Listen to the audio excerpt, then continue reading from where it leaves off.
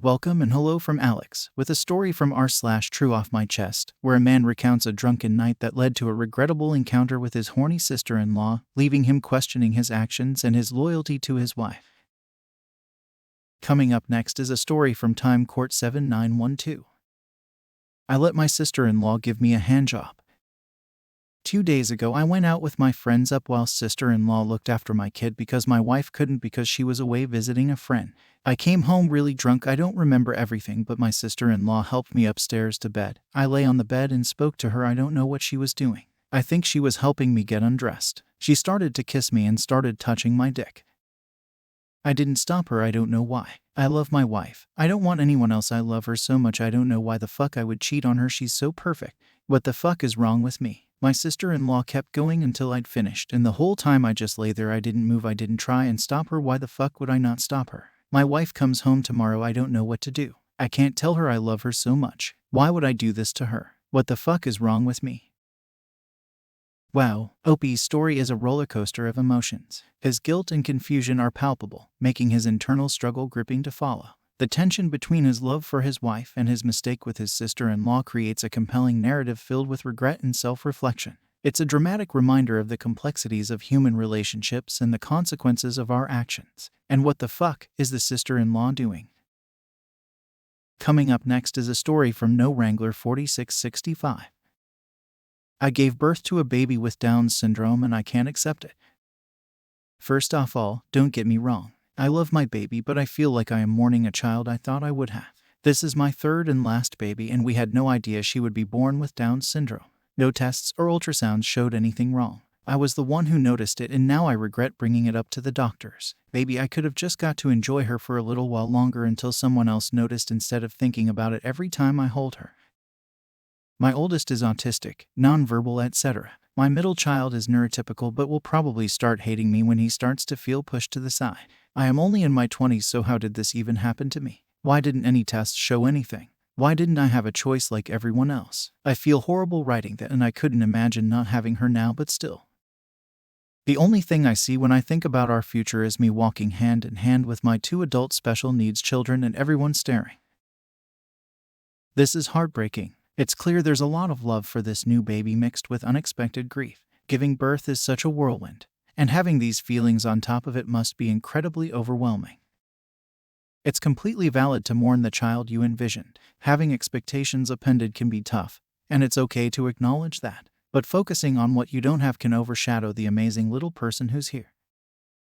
There's a whole world of support out there for families with Down syndrome. Maybe connecting with other parents could help. Seeing your daughter through their eyes might shift your perspective. And your worries about your middle child might be unfounded. Kids are incredibly adaptable, and siblings can be a tremendous source of love and support for each other. This is a difficult adjustment, but you don't have to go through it alone. There are resources and people who can help you find joy and acceptance in this new chapter. Coming up next is a story from Positive Mirror 3791, and if you like the video so far, don't forget to like the video. It only takes a second and helps me out a lot. My mom wants me to marry my dead sister's husband.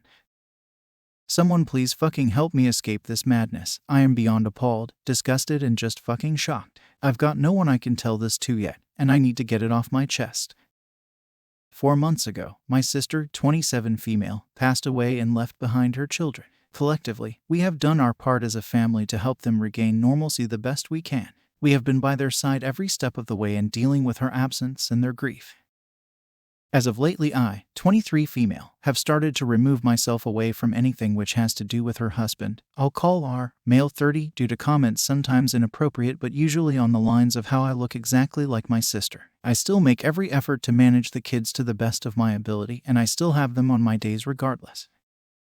The bombshell was dropped a few days ago, and my sister's clothes were strewn all over with her wedding dress while my mother, my other sister, R, and his brother sat around. According to them, my deceased sister's kids require a mother and her husband requires a wife, and since I am an identical copy to her, I am the one to fulfill these roles. Like what the actual fuck? I am fully aware grief can cause individuals to say weird things and act oddly at times, but this is something entirely different.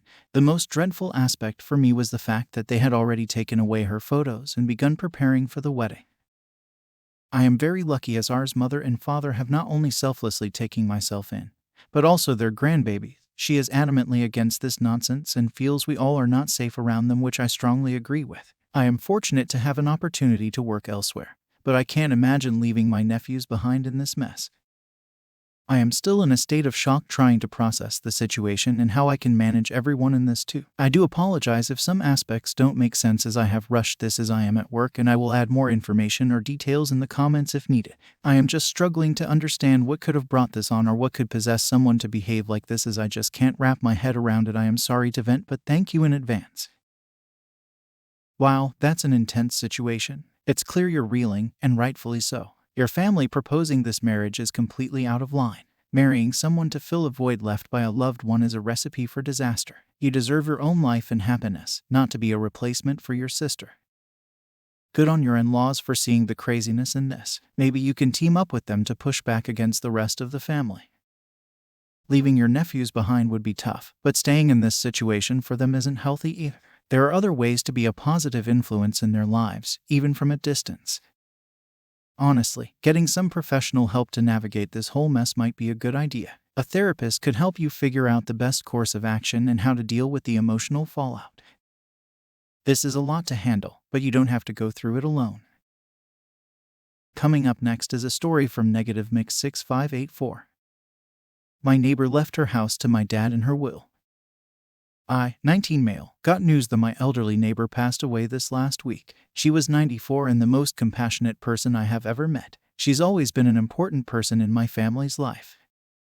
For some backstory, my parents had me when my dad was 16 and my mom was 18. She decided she didn't want to have a child to take care of because she had so many goals she didn't think she could achieve while raising a child. My dad begged her to keep me and he would take all the responsibility and raise me by himself. He managed to convince her and he dropped out of high school, got his jet and went to work on the pipeline to earn some money to save up so he could afford to take care of me. My maternal grandparents didn't want anything to do with me either, so it was just me, my dad, and his parents. At age 20, my dad moved out to an okay house he found for somewhat cheap. This is when we met our neighbor I'll call Betty.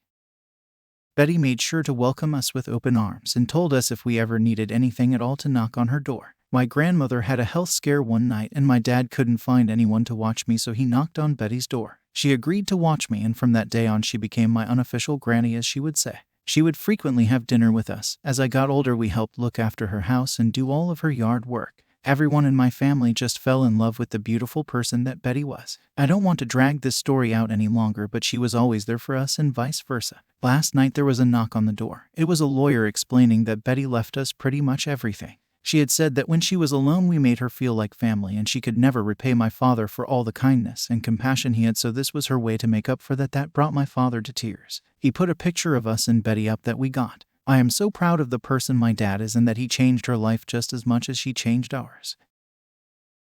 Man, that story hits right in the feels. Here's someone who went through a rough start in life but ended up building a beautiful chosen family. Your dad sounds like an amazing guy, taking responsibility like that at such a young age. And Betty, what a legend, taking you both in like that. It's clear she saw the good in your family from the beginning. Honestly, inheriting a house is incredible, but it feels like the real gift here is the bond you all shared. It's heartwarming to see how much you cared for each other and how that impacted Betty's life. Makes you believe in the power of kindness, you know. Getting a house from someone who loved you that much must feel bittersweet. But hey, at least you have a place filled with good memories to remember her by. Coming up next is a story from BoogerButt18. My partner wets the bed and I am tired of it. My 24 female partner of nearly 6 years, 26 male, has sleep apnea which leads to nocturnal enuresis aka bedwetting. He refuses to maintain it and I am tired of it. It's been 6 years of this. I am seriously considering leaving him over it at this point. I understand that it's a medical issue that in itself cannot be resolved, but it can be maintained and he won't. I've asked him to stop drinking liquids by 8 p.m. But I am so thirsty. I've asked him to wear adult diapers to bed. They make me uncomfortable. Okay, but what about me? I get constant rashes from this. I wake up drenched in someone else's bodily fluids on a fairly regular basis. I've woken up to him actively pissing on me before. God forbid we fall asleep touching, cuddling. I have an unconscious habit of feeling all around the bed I am sleeping in, even if I am somewhere else without him, because I am so used to waking up to a piss-soaked bed and needing to wake him up to take care of it. That's another thing. He doesn't even wake up after it happens. If I don't wake him up, he will sleep soaked in piss for hours. He doesn't even notice. If it doesn't get to me and the wet feeling doesn't wake up, the smell certainly does. He's ruined countless mattresses even though we use 2 waterproof mattress covers, as well as bed dressings, and will only replace them after I repeatedly ask him to. I am at such a loss and I feel so completely just disrespected, to be honest. 6 years. Well, that sounds incredibly frustrating. 6 years of dealing with that is a long time. On one hand, it's clear his sleep apnea needs managing, and that's not entirely in his control. But refusing any kind of solution to minimize the impact on you is just inconsiderate. Honestly, waterproof mattress covers and adult diapers seem like a small price to pay for a decent night's sleep for both of you, especially since it seems to be impacting his health too. Sleeping in soaked clothes can't be comfortable.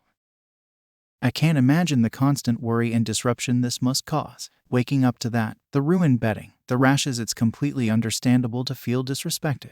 It's basic respect for your partner's well-being to want a solution. If he's not willing to work with you on managing this, it's a major strain on the relationship. Maybe some couples counseling could help open communication and find a compromise that works for both of you. But if he's dug in his heels, it's a tough call.